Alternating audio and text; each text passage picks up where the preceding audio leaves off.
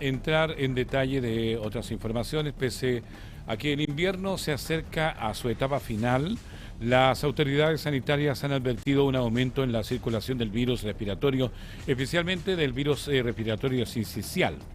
Para analizar la situación y conocer las principales medidas de prevención, vamos a conversar con el doctor Luis Ignacio de la Torre, el expresidente del Colegio Médico Regional, a quien le damos las excusas también, doctor, por haberlo dejado un momento esperando, pero era importante la información con el presidente de la República. Buenas tardes, bienvenido.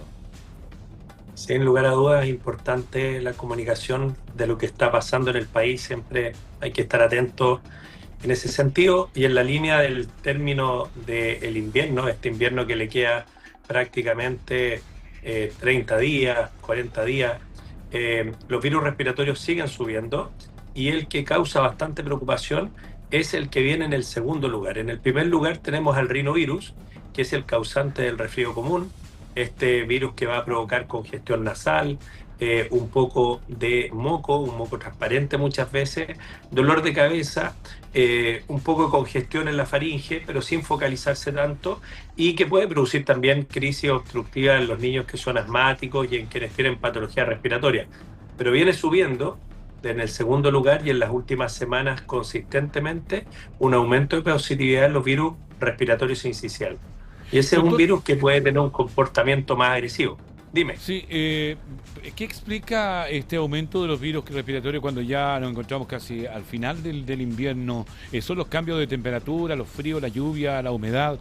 ¿Qué explica esto? Bueno, evidentemente que el frío y la humedad, los días de lluvia, por ejemplo, hacen que las personas estén más tiempo encerradas en sus casas, que la ventilación de los espacios sea menor, pero también tuvimos un periodo donde venían subiendo muy fuerte los virus y se detuvo o tuvo como una pequeña meseta a propósito de las vacaciones escolares. Pero luego cuando los escolares vuelven al colegio, vuelven a estar interactuando los preescolares y escolares, también los jóvenes universitarios, y eso también aumenta los focos de contagio. No nos olvidemos que muchas veces adultos mayores, quienes pueden ser abuelos, abuelas, van a ser tal vez los cuidadores de estos niños en edad escolar, y por esa razón también se va produciendo ahí la cadena de contagio. Y en la medida que todavía no tenemos una vacunación contra el respiratorio sincicial en la población, hay muchas personas que están en riesgo de contagiarse y ese grupo en riesgo de contagiar son los que van teniendo cuadros respiratorios. En cambio, cuando vemos la influenza, que sigue siendo importante, sin embargo no representa más del 20% de los virus respiratorios que hoy día se pesquisan. ¿Por qué? Porque tenemos una campaña de vacunación que reduce el riesgo de enfermar. Sigue habiendo un grupo importante de personas que no están vacunadas y son personas que lamentablemente están en riesgo de enfermar gravemente, pero la población como grupo se protege en la medida que está vacunada. Estamos conversando con el doctor Luis Ignacio de la Torre, presidente del Colegio Médico de nuestra región de Valparaíso. Doctor, ¿cómo se encuentra la región nuestra, la región de Valparaíso, en comparación con el panorama registrado o que se registra a nivel nacional? Mira, nuestra región siempre está con un nivel de ocupación de sus camas un poquito más alta que el resto del país o que el promedio, principalmente porque nuestra red pública tiene menos camas que las que por número de habitantes tenemos el promedio en Chile y lo que le recomienda la OMS. Entonces, como nos faltan camas en la región, siempre están muy requeridas.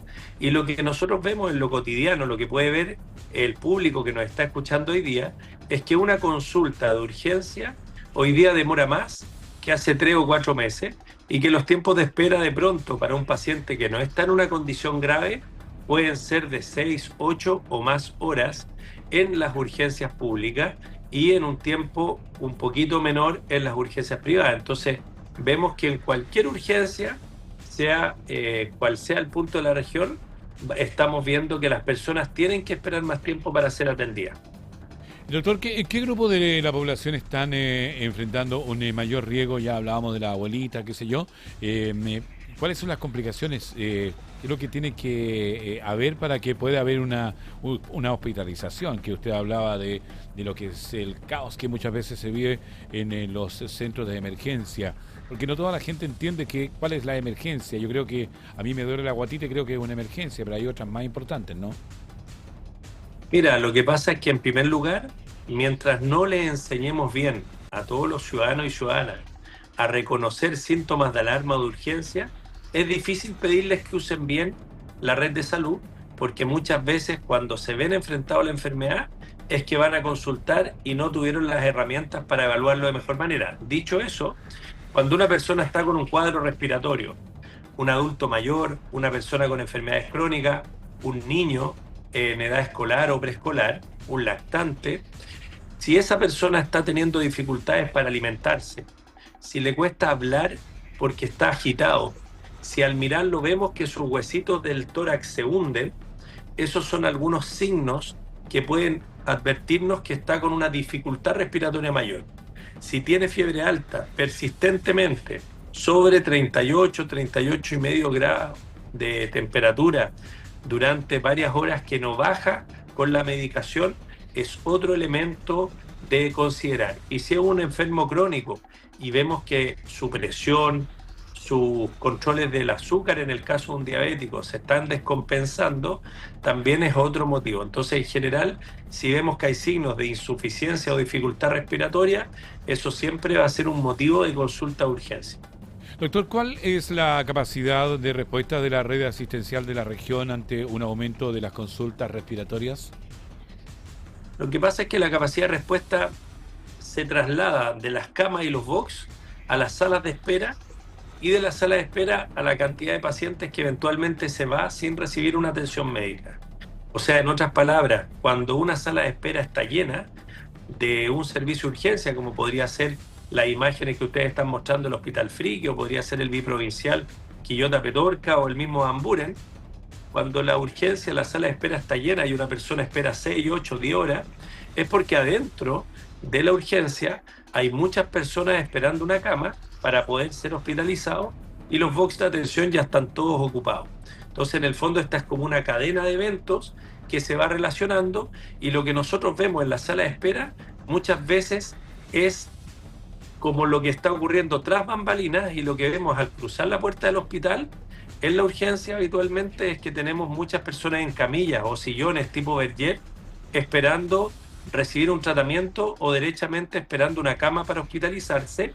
Y en esta época lo que vemos que ocurre es que las personas que necesitan una cama esperan muchas veces más de 12 horas e incluso más de un día y 2 días. Hemos llegado a tener reportes de pacientes esperando una cama en algún servicio clínico del hospital. Doctor, ¿qué medidas deberían adoptarse en las familias, los establecimientos educacionales también y los lugares de trabajo para poder reducir los contagios de estos virus respiratorios? Intentar ventilar los espacios. Segundo, pedirle a las personas que tienen síntomas respiratorios que se queden en la casa, y si no pueden hacerlo, que utilicen mascarillas. Tercero, limpiar la superficie, recordar la importancia del lavado de manos frecuentemente para reducir el riesgo de contagio, y sobre todas las cosas ventilar, ya sea con las ventanas abiertas, que eso es una ventilación natural, o podemos utilizar sistemas de filtrado y recambio de aire, que son sistemas tecnológicos, como un verdadero ventilador, que en el lugar por donde succiona el aire tienen filtros parecidos a los de las mascarillas, y de esa manera limpian el aire y lo devuelven limpio de virus al espacio que tú estás utilizando. Entonces, esas son algunas medidas que se pueden utilizar. Los filtros de aire son una muy buena medida que ayudan muchísimo a reducir las infecciones respiratorias. Pero estos filtros son caros, doctor, ¿no?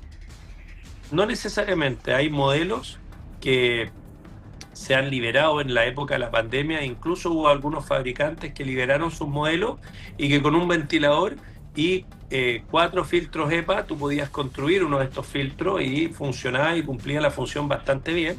Y también hay algunos, eso digamos en términos prácticos, tú lo podías construir por menos de $100, es lo que presentaban en su momento las autoridades de otros países que liberaron los planos. Algunos científicos mostraron cómo hacerlo con productos que se pueden encontrar en ferretería y que permitían tener un sistema útil. Por supuesto que también hay en el mercado filtros que son de mejor calidad, que están mejor preparados, cumplen la misma función y que los vas a encontrar en valores probablemente cercanos a 100, 150 mil pesos.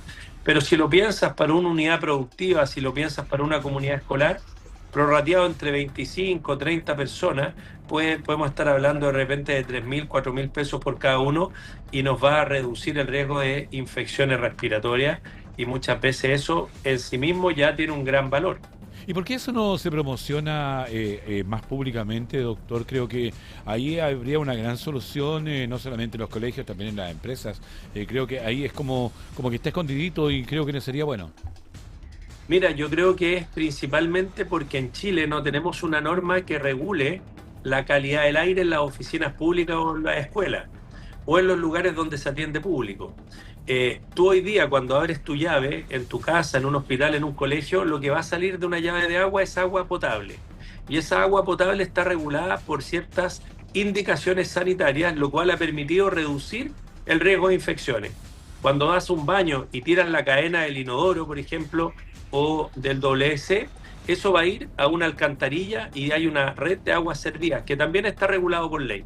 Sin embargo, el aire en los espacios públicos no está regulado y creo que es una materia en la que tenemos que entrar con rapidez porque el aire que respiramos puede ser aquello que nos dé salud, pero también puede ser aquello que nos genere enfermedad, ya sea contagios de virus o bacterias, como también puede producirnos alergias en primavera y también puede producirnos contaminación en determinados lugares que tienen distintos niveles de metales pesados u otras sustancias volátiles. Entonces, legislar y regular la calidad del aire en los espacios públicos creo que es una necesidad que hoy día Chile tiene que avanzar y si avanzamos en esa dirección, lógicamente las distintas empresas y entidades públicas y privadas van a tener que cumplir las normativas y esa normativa va a generar una cantidad de recambios de aire por unidad de tiempo y eso va a requerir filtro y las empresas van a tener que aplicarlo. Estamos con el doctor Luis Ignacio de la Torre, presidente del Colegio Médico Región Valparaíso. Doctor, considerando que la campaña de vacunación comenzó ya hace varios meses, ¿todavía es recomendable vacunarse contra la influenza en esta etapa del año? Sin lugar a dudas que sí, pero hay que tener claro que la vacunación va a tardar entre 2 a 3 semanas en que tu inmunidad quede en el mejor punto. Pero no nos olvidemos que el año pasado tuvimos episodios de influenza hasta septiembre, incluso hubo casos en octubre y después tuvimos casos de nuevo entre diciembre y enero. Por lo tanto, hemos tenido un cambio en la estacionalidad habitual y si tú te vacunas ahora, por ejemplo, en agosto, esa vacuna va a estar vigente en marzo del próximo año, por lo tanto vas a estar defendiéndote también a inicios del otoño y a inicios del invierno probablemente, lo cual va a permitir que estés bien protegido no solo ahora, si es que no te enfermaste, sino que también hasta el próximo año. Doctor, bueno, dentro de ese mismo tema creo que usted ya parte de esta pregunta la había respondido, pero ¿podría mantenerse una alta circulación viral durante la primavera? ¿Y qué recomendaciones se entrega para la población en las próximas semanas? Creo que en la primavera tenemos que empezar a ver una disminución de la circulación viral, principalmente porque suben las temperaturas, las personas ventilan más y empiezan a predominar las actividades del aire libre. Y en el aire libre hay una ventilación natural que reduce los contagios. Por lo tanto, esos factores actúan en nuestra defensa. Pero evidentemente que mientras existan personas que no están bien protegidas, que no están inmunizadas, que no están vacunadas, no tienen defensa, y hay circulación viral, esas personas todavía están en riesgo de contagiarse. Por lo tanto, por una parte, insistir en la prevención a través de la vacunación de quienes aún no lo hagan, y segundo, apenas podamos empezar a ventilar activamente los espacios cerrados y quienes organizan actividades que ojalá las puedan hacer al aire libre apenas el clima lo permita. Doctor, agradecerle por este tiempo y por habernos esperado también un ratito en esta jornada de Hora de Noticias y por dejarnos bien recomendados con este problema viral que hemos tenido también en nuestro país y en este invierno. Muchas gracias a ustedes, que estén muy bien. Gracias. Ahí estábamos con el doctor Luis Ignacio de la Torre.